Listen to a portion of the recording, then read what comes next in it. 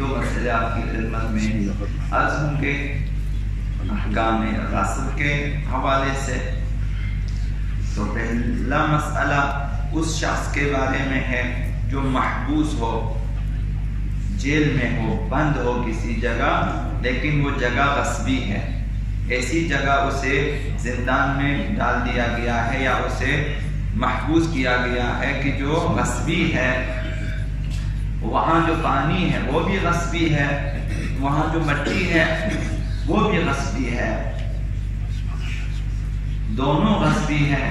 تو وہاں ضروری ہے انسان کے لیے کہ وہ وضو نہ کرے، اس غصبی پانی سے وضو نہ کرے، لیکن اس مٹی سے تیمم کر لے اور تیمم کر کے نماز پڑھے۔ اور حضرت آیت اللہ سیستانی نے یہاں پہ جو مختصر شرط لگا دی ہے وہ یہ کہ وہ شخص تیمم ضرور کرے، لیکن تیمم کے وقت لازم ہے کہ ہاتھوں کو زمین پہ نہ مارے، بلکہ صرف رکھے اور تیمم کرے۔ جبکہ عام تیمم میں ہمارے لیے حکم یہ ہے کہ ہاتھ کو رکھیں کافی نہیں ہے، ہاتھ کو زمین پہ مارنا چاہیے تیمم کے لیے، اس حد تک مارے کہ جسے کہہ سکے آپ نے ہاتھوں کو، ہتھیلیوں کو زمین پہ مارا ہے۔ لیکن غصبی جگہ اگر انسان محبوس ہے تو وہاں تیمم کے لیے صرف ہاتھوں کو رکھے، غصبی زمین ہے اور پانی بھی غصبی ہے، اس سے وضو نہ کریں۔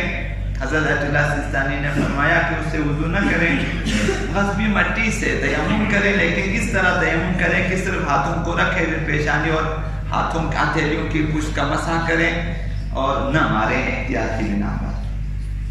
دوسرا مسئلہ یہ ہے کہ جو شخص یہ جانتا ہو کہ غصبی لباس پہننا حرام ہے، تقریباً عام مسلمانوں کو معلوم ہے کہ غصبی لباس پہننا حرام ہے، ایسا لباس کہ جسے غصب کیا گیا ہے، ناحق کسی سے لیا گیا ہے، اس کا پہننا حرام ہے اور یہ معلوم ہے، لیکن اس لباس کے ساتھ نماز پڑھنے کا حکم نہیں معلوم۔ غصبی لباس پہننا حرام ہے یہ معلوم ہے، لیکن غصبی لباس کے ساتھ نماز پڑھنا جائز نہیں ہے یہ نہیں معلوم اسے۔ اگر وہ جان بوجھ کر غصبی لباس کے ساتھ نماز پڑھے تو احتیاط کی بنا پر اس کی نماز باطل ہے، تو لہذا غصبی لباس میں نماز جائز نہیں ہے۔ تو خداوند متعال غصبی پانی اور غصبی مٹی موجود ہیں تب بھی حکم دے کم ترین چیز کی جو مٹی ہے اس کی طرف آئے، غصبی پانی استعمال نہ کرے، اور غصبی لباس میں بھی خداوند متعال نماز کو قبول نہیں کرتا۔ تو یہ وہ چیزیں ہوتی ہیں کہ اسلام میں بہت ہی اہمیت والی چیزیں ہیں کہ حتی الامکان غصبی چیزوں سے بچیں، کم ترین چیز بھی غصبی آپ کے کھانے میں، پینے میں، گھر میں اور لباس میں شامل نہ ہو۔ نماز کا مسئلہ ہے، وضو کا مسئلہ ہے، تیمم کا مسئلہ ہے، تو لہذا یہ چیزیں اپنی اولاد کو بھی سکھانے کا حکم ہے۔ حضرت اعلیٰ رسول خدا صلی اللہ علیہ وآلہ وسلم نے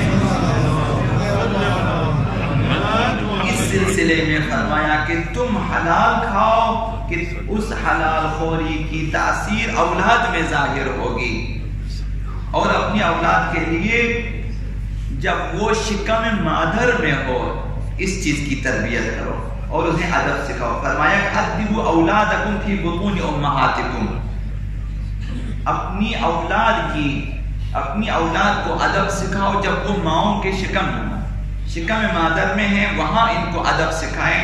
قیل وکیف ذلک یا رسول اللہ، سوال کیا کہ شکم مادر میں کیسے بچے کو ادب سکھائیں، کیسے اس کی تربیت کریں؟ تو فرمایا فقال باطعامہم الحلال، وہاں بھی ان کو حلال کھلاؤ، یعنی ماؤں کو حلال کھلاؤ، تو ماؤں کے ذریعے سے بچہ خوراک حاصل کرتا ہے تو بچے کو بھی حلال خوراک مل جائے گی اور بچہ باادب ہوگا، صحیح تربیت اس کی ہو جائے گی۔ تو یہ ہمیں حکم ہے کہ جب بہت احتیاط کریں، اور البتہ شادی سے پہلے ضروری ہے جب نطفہ بننا شروع ہو جائے، ذرات کی شکل میں انسان موجود ہوتا ہے، پھر ذرات کی شکل میں ہونے کے بعد وہ انسان کا ایک وجود ہے، اس کے بعد نباتات اور حیوانات وغیرہ میں یہ ذرات منتقل ہو جاتے ہیں۔ خداوند متعال کو مثلا صلب بدر میں جمع کر لے ان ذرات کو، پھر نطفے کی شکل دے دیتا ہے، پھر وہاں سے رحم مادر میں منتقل ہو. ان تمام مراحل میں چاہیے کہ حلال خوری. تو وہ ذرات جو انسان حرام سبزیوں سے، حرام جانوروں سے، جو حرام گوشت سے حاصل کریں، تو باپ کے شکم میں اگر ان حرام اجزاء اگر جمع ہو جائیں تو نطفے کی شکل، پھر نطفہ رحم مادر میں، پھر وہاں اگر حرام خوری ہو جائے، پھر امید نہ رکھیں کہ بچے کی اصلاح ہو سکے گی. البتہ ممکن ہے کہ بعد میں ماں باپ کافی زحمت اٹھا لیں، حلال خوری کریں انہیں مثلا، تو ممکن اصلاح ہو جائے، لیکن بہت مشکل ہے. حضرت اعلیٰ رسول خدا صلی اللہ علیہ وآلہ وسلم نے ارشاد فرمایا کہ السعید من سعد فی بطن امہ. سعید اور خوشبخت اور کامیاب وہ انسان ہے جو رحم مادر میں خوشبخت ہو، وہاں سعادت مند ہو. اور والشقی من شقی فی بطن امہ، اور بدبخت وہی ہوتا ہے جو شکم مادر میں بدبخت ہوتا ہے. سعادت مند شکم مادر میں اور بدبخت شکم مادر میں. اگر حلال خوری ہوگی شکم مادر سے ہی اولاد سعادت مند ہو کر دنیا میں اپنی سعادت کو لے کر فرزند دنیا میں آ جائے گا. اگر حرام خوری ہوگی، مسلسل 9 مہینے اگر بچے کو حرام غذا ملے تو وہ اپنی بدبختی کو لے کر دنیا میں آ جائے گا. اور اس طرح انسان صاحب فرزند ناصالح ہوگا اور عمر بھر انسان کو رونا پڑے گا. لہذا یہ جو غصبی چیزیں اور حرام چیزیں ہیں، اوائل زندگی اور اوائل ازدواج سے ہی کوشش کریں کہ ان چیزوں سے بچیں تاکہ فرزندان صالح وجود میں آ جائیں. اللہم صل علیہ اسم کلام العظم العز الجل الاکرم یا اللہ.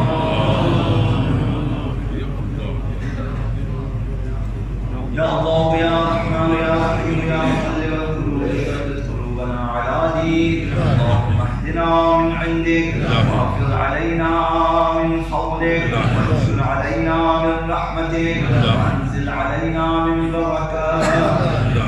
اللهم نور قلوبنا يا الله، اهد وجوهنا يا الله، اهلك اعداءنا يا الله، واشف مرضانا يا الله، وامن من كل بلائنا يا الله، واغفر ذنوبنا يا الله، واستر عيوبنا يا الله، بحق محمد وآله الطيبين الطاهرين.